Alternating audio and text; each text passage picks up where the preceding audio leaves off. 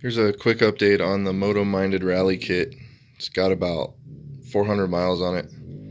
Just got off a about 250-mile ride, I think, somewhere around there. So far everything's holding up.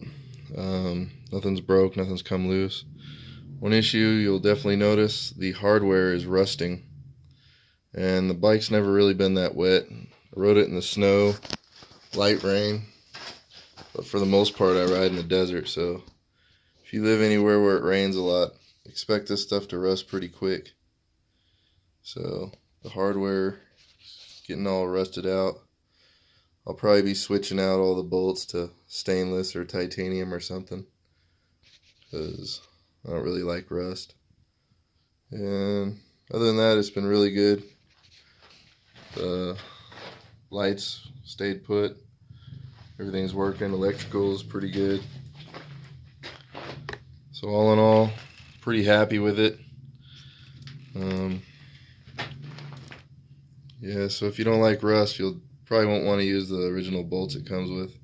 I'm going to go ahead and switch them out. Thanks for watching.